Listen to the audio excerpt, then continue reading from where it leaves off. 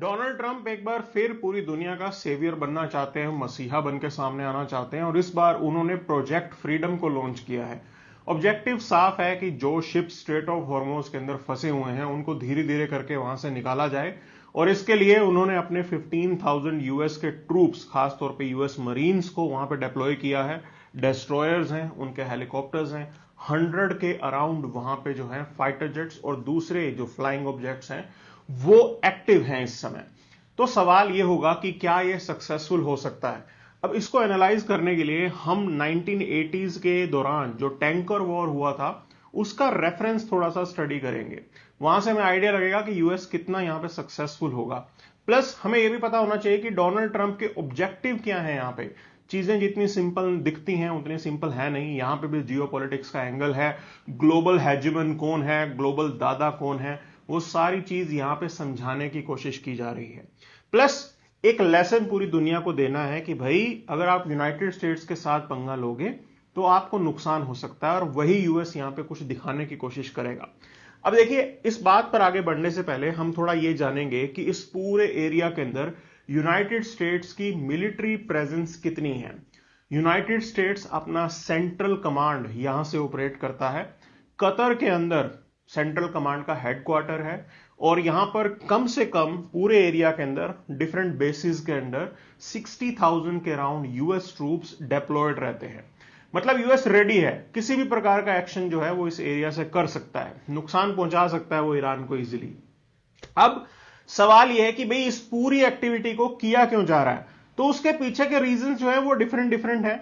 अब first point जो यहां पे देखने को मिल रहा है वो ये है कि भाई एक यूएस एग्जाम्पल सेट करना चाहता है, क्योंकि ईरान ने क्या किया था ना, एक असिमेट्री होने के बावजूद यूएस को चैलेंज किया था। तो पूरी दुनिया के अंदर जितने भी चौक पॉइंट्स हैं, मान लो ये सभी एक्टिविटीज वहां पे होने लग जाएं तो ग्लोबल ट्रेड तो बिल्कुल ठप पड़ जाएगा। छोटे छोटे देश, कल को मान लो ये रेड सी के इलाके के अंदर इजिप्ट कुछ कह दे, या वहां पे जो हुदीज हैं यमन के अंदर वो कुछ ऐसा एक्शन शुरू कर दें। पास्ट में उन्होंने प्रॉब्लम भी क्रिएट की थी और ये हुदीज जो हैं वो ईरान के ही एक्सेस ऑफ रेजिस्टेंस का पार्ट है, तो मतलब वो अपनी एक्टिविटी तो कर सकते हैं। तो यूएस यहां पे सबको मैसेज देना चाहता है कि भाई इस तरीके की एक्टिविटी बिल्कुल भी टॉलरेट नहीं होगी। आप भूल के भी किसी प्रकार के चौक पॉइंट्स को रोकने की कोशिश ना करें, क्योंकि इस दुनिया के अंदर फ्रीडम ऑफ नेविगेशन को प्रोटेक्ट करने का जिम्मा यूनाइटेड स्टेट्स ने उठा रखा है। वो इस बात को अच्छे से पूरी दुनिया को समझाना चाहते हैं, क्योंकि पास्ट में हुआ क्या था, जब ये लड़ाई शुरू हुई थी तो जो हम ग्लोबल साउथ बोलते हैं, जिसके अंदर डेवलपिंग या अंडर डेवलप्ड वर्ल्ड आता है, वो देश जरूर ये मान रहे थे कि इस प्रॉब्लम की शुरुआत यूनाइटेड स्टेट्स ने की है। ईरान ने वॉर नहीं स्टार्ट किया था, ये जो वॉर है ये इजराइल और यूनाइटेड स्टेट्स की देन है। तो भला इनको भी अकाउंटेबल बनाना चाहिए। अब उस इमेज को यहां पे जो है मेक ओवर करने की कोशिश की जा रही है कि डोनाल्ड ट्रंप ये बताएंगे कि देखो मैं तो मसीहा हूं और मैंने तुम्हारे जो हैं 20,000 सेलर्स जो वहां पे फंसे हुए हैं, हम उस पर भी आएंगे, 20,000 सेलर्स जो अलग अलग 80 देशों के जो हैं वो सिटीजन हैं, उनको बचा के लाया हूं। ये प्रोजेक्शन यूनाइटेड स्टेट्स यहां पे देना चाहता है। अब सवाल है कि ये वायबल कितना होगा। अभी मैंने आपको ये बताया कि 20,000 सेलर वहां फंसे हुए हैं, क्योंकि 2,000 के आसपास यहां पे ऑयल कंटेनर्स हैं जो अब भी अटके हैं। अब सवाल है कि इसको करने में टाइम कितना लगेगा। देखिए, जब यहां पे नॉर्मल ट्रैफिक होता था तो स्ट्रेट ऑफ हॉर्मुज से एक दिन में कभी कभी 100 शिप्स भी निकल जाया करते थे, लेकिन आज की डेट में जैसी प्रॉब्लम है, 20 से 30 शिप्स जो है आप ऑन अ डे बेसिस जो है आप यहां से निकालेंगे, क्योंकि सिक्योरिटी का थ्रेट होगा। ईरान की तरफ से किसी भी प्रकार की कोई गड़बड़ की जा सकती है। ईरानियन रेवोल्यूशनरी गार्ड कोर, उनका पता ही नहीं है, क्योंकि सेंट्रलाइज लीडरशिप ही नहीं है वहां पे। जो उनके लोकल कमांडर्स हैं वो अपनी तरफ से मिसाइल लॉन्च करते हैं, तो उनका जो काम करने का तरीका है वो अलग है। तो यूनाइटेड स्टेट्स या तो सभी कमांडर्स को कन्विंस करें, वो अनलाइकली है, इतना आसान नहीं होगा ये चीज करना। तो ऐसे में एक दिन में मान लो 20 से 30 शिप्स भी यहां से निकलना शुरू हुए होंगे, तो आप ये मान के चलिए कि भाई आपको निकालने हैं 2,000 शिप्स। तो 20 के हिसाब से अगर मैं चलूं तो आपको 100 डेज लग जाएंगे मिनिमम। मतलब ये पूरी एक्टिविटी 3 महीने की होने वाली है, 3 महीने से ज्यादा भी हो सकती है। जिसके अंदर आपको मेक श्योर करना है कि किसी शिप को नुकसान ना हो, क्योंकि यहां पे रिस्क किसका है, ये उस ट्रेडिंग कंपनी का रिस्क होगा जो ऑयल लेके जा रही होगी, उनको नुकसान होगा।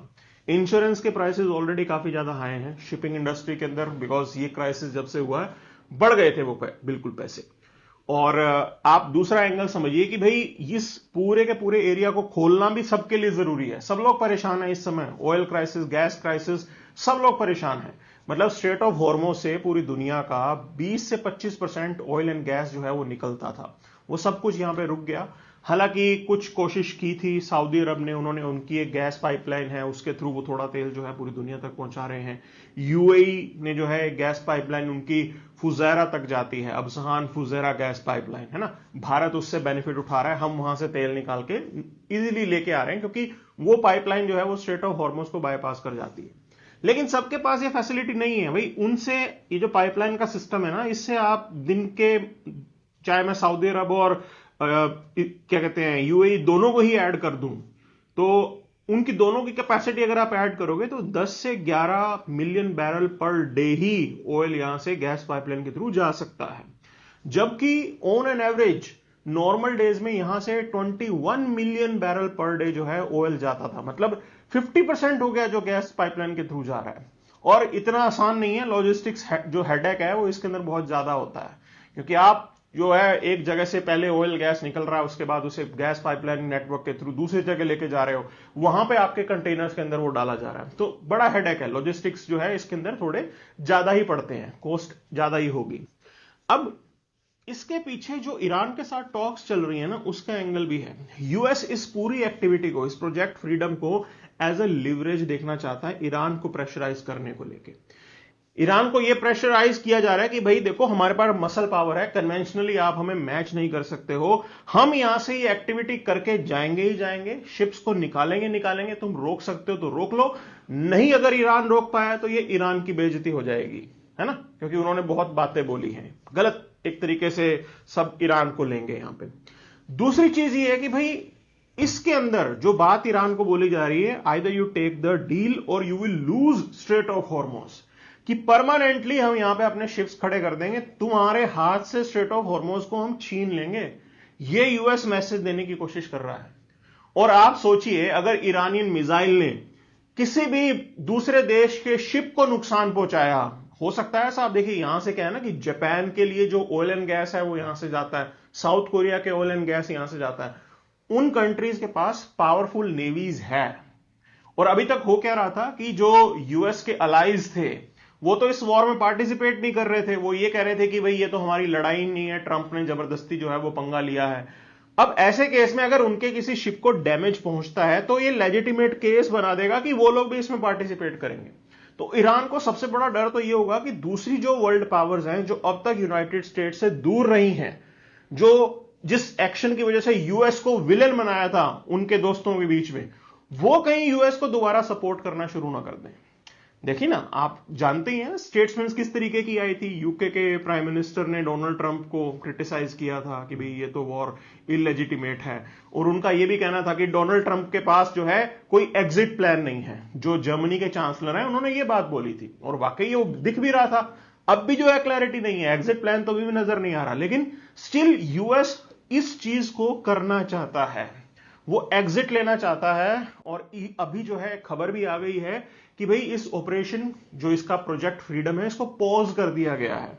ईरान की तरफ से कुछ पेशकश आई है, 14 पॉइंट्स उन्होंने प्रपोजल दिया है कि इस पर डिस्कशन कर लेते हैं, नेगोशिएशन करके देखते हैं, let's give a chance to negotiation. और एट प्रेजेंट इस प्रोजेक्ट फ्रीडम को पॉज किया गया टेम्परेरीली, अभी कुछ घंटे पहले एक खबर थी, है ना। तो कोशिश तो कर रही है, मतलब ईरान भी अंडर प्रेशर है, और यूएस की टैक्टिक कहीं ना कहीं साम जो दिख रहा है ना, साम दाम दंड भेद आप बोलते हो, वो जो साम वाला एंगल है ना, और दंड का जो डर है वो यहां पे बिल्कुल नजर आ रहा है। क्लियर, ईरान प्रेशर में कि दूसरे कंट्रीज ना आ जाएं, और उस वो अगर हो गया तो बिल्कुल जो है ईरान के हाथ से चीजें चली जाएंगी। प्लस यूनाइटेड स्टेट्स की जो डोमेस्टिक पॉलिटिक्स है ना, उसका भी यहां पे खेल थोड़ा हमें दिख रहा है। यूएस के अंदर मिड टर्म इलेक्शन होने हैं, इस समय हुआ क्या था, जो इंटरनेशनली ये क्रूड ऑयल के प्राइसेस जो है $114 पर बैरल गए हैं, $120 बैरल भी हो गया था, इतने ऊपर चले गए थे। इस कारण से यूनाइटेड स्टेट्स के अंदर भी जो फ्यूल प्राइसेस हैं वो बढ़ गए थे। तो वहां पे जो पब्लिक है, उधर जनता जो है मैक्सिमम सब अपनी कारें चलाते हैं और उनके लिए फ्यूल एक बड़ा मुद्दा होता है, एक बड़ा इलेक्टोरल इशू होता है यूनाइटेड स्टेट्स के अंदर। तो ट्रंप की पॉपुलैरिटी ऑलरेडी वहां पे डेंट हो गई थी, क्योंकि एक चीज है कि ट्रंप ने क्या प्रॉमिस किया था अपनी जनता से कि भाई यूनाइटेड स्टेट्स को हम अफगानिस्तान से क्यों निकाल रहे हैं, क्योंकि हम लड़ाइयों को खत्म करना चाहते हैं, हम यूनाइटेड स्टेट्स के डेवलपमेंट पे फोकस करना चाहते हैं। अब जबरदस्ती इजराइल के कहने पे जो है यूएस इस लड़ाई में फंस गया, और यूएस के अंदर सेंटीमेंट ये है कि भाई इजराइल का लड़ाई, इजराइल का वॉर आप क्यों लड़ रहे हो, उनकी लड़ाई है, वो लड़े जाके ईरान से, यूएस का भला क्या काम। ये सेंटीमेंट पब्लिक के अंदर है। बहुत सारे ऐसे जो है स्टेट्समैन है जिन्होंने स्टेटमेंट्स दिए हैं कि भाई क्यों यूएस किसी और के बिहाफ की लड़ाई लड़ रहा है, अपने टैक्स पेयर का पैसा इस लड़ाई में वेस्ट कर रहा है, अपनी रेपुटेशन को डैमेज कर रहा है।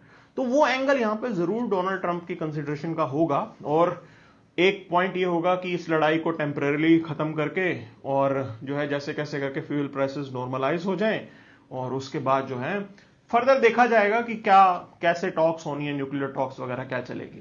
तो वो ब्रॉडर पिक्चर जो है वो अपनी तरफ से यहां लेना चाहते हैं। अब मेन गेम जो हमें देखना है वो ये है कि भाई 1980s के अंदर जब टैंकर वॉर हुआ था उससे हमें क्या लेसन मिलता है। उस समय यूनाइटेड स्टेट्स ने क्या किया था, तब वो ईरान इराक वॉर की लड़ाई थी, उस समय यूएस जो है एक तरीके से न्यूट्रल प्लेयर था वहां पे। इस बार यूनाइटेड स्टेट्स अग्रेसर है, यूएस ने शुरू की लड़ाई, तो उधर तो है यूएस बिल्कुल न्यूट्रल प्लेयर था, और वो कुवैत के जो ऑयल शिप्स हैं उनको एस्कॉर्ट करके स्ट्रेट ऑफ हॉर्मुज से निकालता था, क्योंकि एक हो क्या रहा था, ईरान और इराक वाले एक दूसरे के शिप्स को डैमेज कर रहे थे, नुकसान पहुंचा रहे थे, उसमें कुवैत के शिप्स को भी नुकसान हो रहा था। US being a neutral player, Iran को भी इतनी प्रॉब्लम नहीं हुई, उन्होंने जो है अलाउ किया था, हालांकि यूएस के जो कुछ एक शिप्स हैं उनको नुकसान भी हुआ था। तो इस पूरे मिशन का नाम यूएस ने अर्नेस्ट विल रखा था। एक मिशन के दौरान एक यूएस का शिप है यूएसएस सैमुअल, वो जो है किसी ईरानियन माइन के चपेट में आ गया था, उसको डैमेज हुआ था, और उसके बाद यूएस ने एक काउंटर मेजर जो है अपनी तरफ से लिया और ईरानियन नेवी को काफी नुकसान पहुंचाया। अब तब की पिक्चर और आज की पिक्चर ना टोटली डिफरेंट है। आज की डेट में ईरान के पास मिसाइल टेक्नोलॉजी बहुत अच्छी है, एंटी शिप मिसाइल्स इन्होंने रखे हैं, क्योंकि वो इस लड़ाई की तैयारी 20 साल से कर रहे हैं।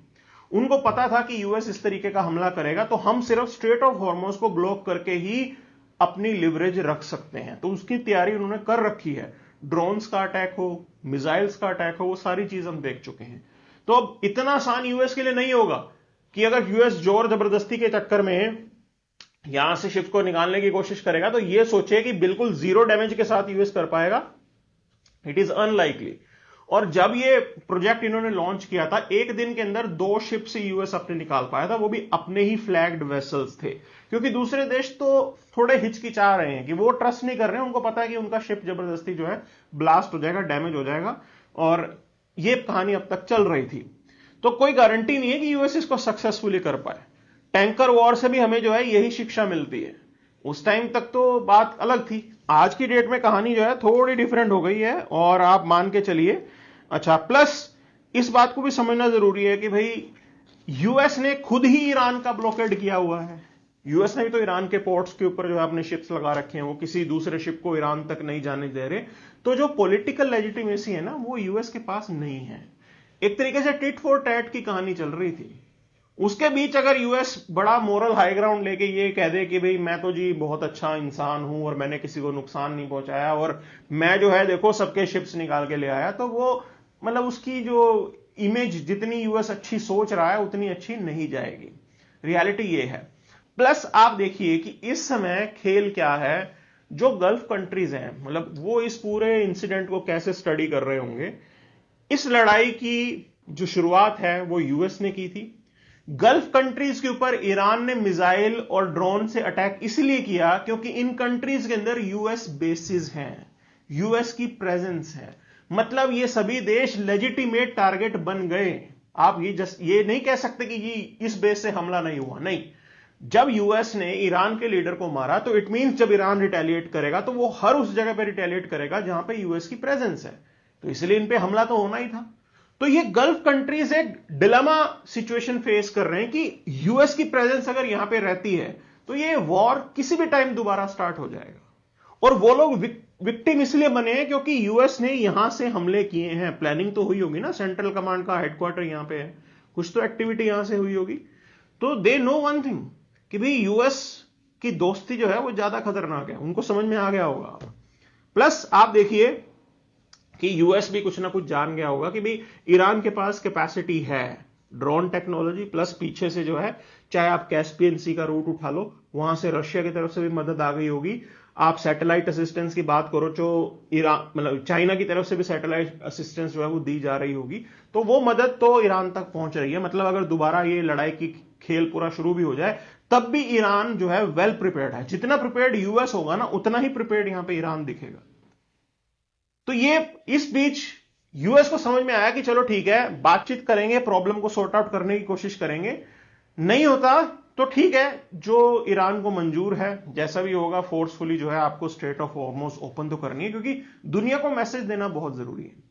लेकिन कुछ सवाल जो अनएड्रेस्ड रह गए हैं कि भाई, कई एक्सपर्ट तो कह रहे हैं कि यूनाइटेड स्टेट्स ने अपने गोल्स को शिफ्ट कर दिया, कि इस लड़ाई की शुरुआत इसलिए हुई थी कि ईरान का न्यूक्लियर प्रोग्राम उनको बदलना था, रोकना था, प्लस रेजीम जो है उसको चेंज करना था।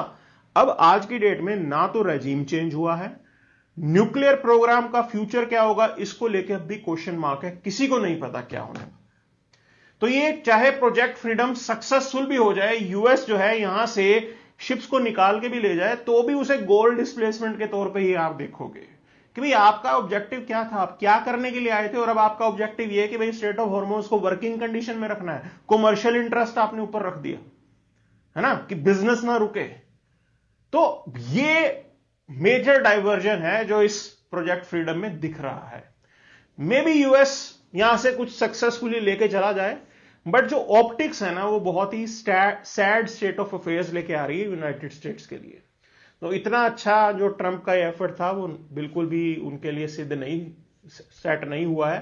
एंड आप ये मान के चलिए कि इजराइल ने यूएस को बेवकूफ बना दिया है, और ट्रंप जो है उस जाल में फंस गए और उन्होंने अटैक कर दिया है ना। क्योंकि एक्सपर्ट्स तो ये कह रहे हैं कि इजराइल इस तरीके की एक्टिविटी करने को पिछले 15 साल से बोल रहा था। बाकी यूएस प्रेसिडेंट जो है उन्होंने नहीं पंगा लिया, लेकिन ट्रंप ने पंगा ले लिया और अब भुगत रहा है।